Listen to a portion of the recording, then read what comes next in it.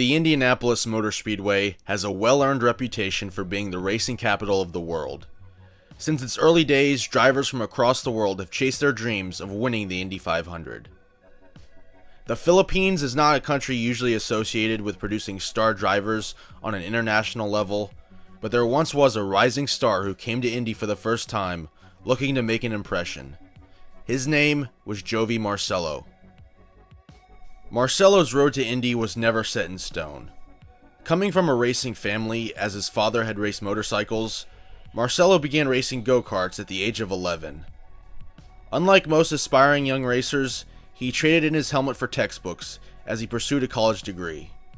After earning a business degree, he resumed racing full-time and really set his sights on taking his career as far as it could go.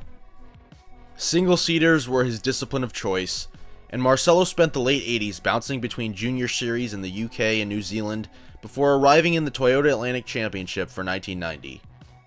Racing in the United States, especially in the kart ladder in the early 1990s, had a lot of advantages to it. Despite the political storm brewing that would eventually sink American open-wheel racing, the main IndyCar series was incredibly strong, and the goal of racing in the Indy 500 held a lot of weight to it.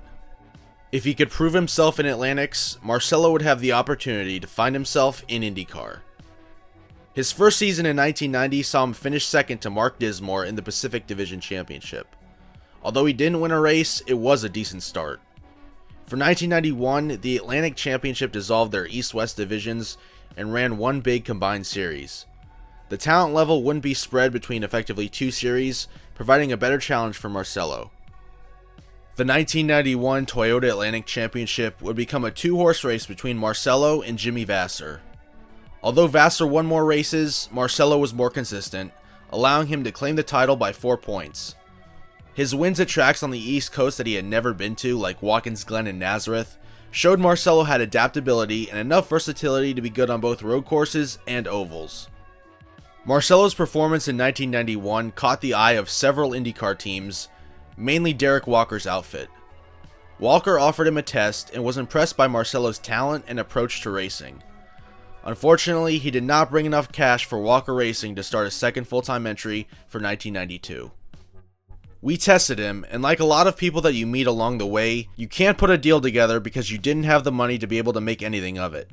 But he tested in typical fashion for him, very diligent and not getting too distracted by the occasion.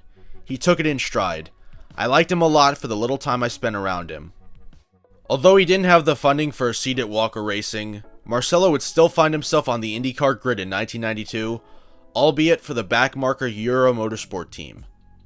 Euro Motorsport was infamous in their brief run in kart for running outdated equipment and hiring pretty much any driver that brought a check that cleared. Regardless, Marcelo had made it to IndyCar, and with some strong performances outrunning his equipment, he might make a further impression on some teams higher up the grid. Saddled with a year-old Lola and an outdated Cosworth, the outlook was bleak, but at that point it's about bringing the car home and gaining experience. In the season opener at Surfers Paradise, Marcelo finished the race in 14th, but 11 laps down. His following two races at Phoenix and Long Beach were ended by mechanical failure.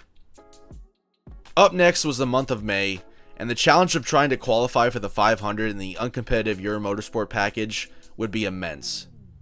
The car was just quick enough for Marcelo to pass rookie orientation, but it was an uphill climb for any of the team's further mock qualifying runs to average more than 2:15, which put their hopes to qualify in serious jeopardy.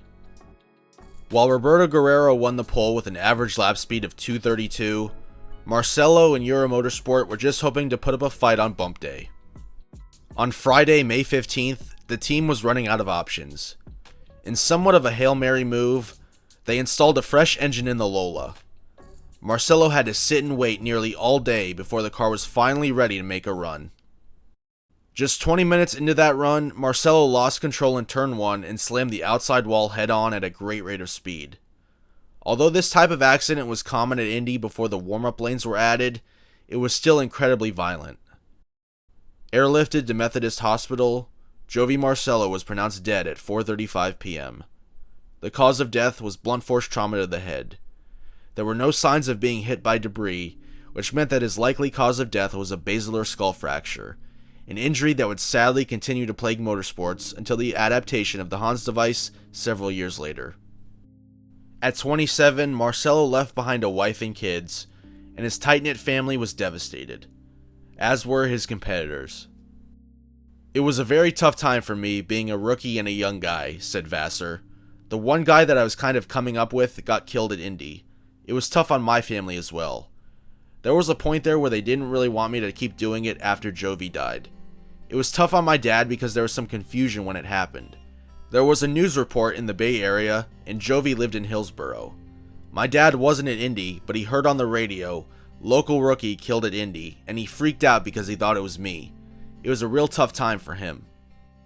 Marcelo's father, Ever the Racer, continued to sponsor Euro Motorsport for several more seasons after Jovy's passing. Jovy would want the public to know that it was his dream to drive in the Indianapolis 500, he said. More than himself, he wanted to represent his home country and all the race drivers in the Philippines. He expressed to me that he considered the IndyCar community as one big family, a family he was very proud to be part of. Sadly, Marcelo's accident would be a prelude to the carnage of the 1992 Indy 500, one of the more notable editions of the race, although not for good reasons. The events of May 1992 claimed the life of Jovy Marcelo, but the Indianapolis Motor Speedway made some safety changes in the aftermath. They got rid of the apron, which was the cause of many crashes like Marcelo's over the years, and totally replaced the outside retaining wall. Regardless, safety is always a moving target in racing, and improvements can never bring back those who lost their lives in the pursuit of glory. How far would Jovy Marcelo have gotten? As Vassar noted, he was a talented guy and really stepped it up, and he was cut down before he really had a chance to prove himself in IndyCar. One can only wonder, as Jimmy Vassar progressed from backmarker teams to Chip Ganassi Racing and the 1996 kart title, where Jovy Marcelo's career might have gone next, if not for the events of May 15th, 1992. Thank you for watching, and I hope to see you in the next video.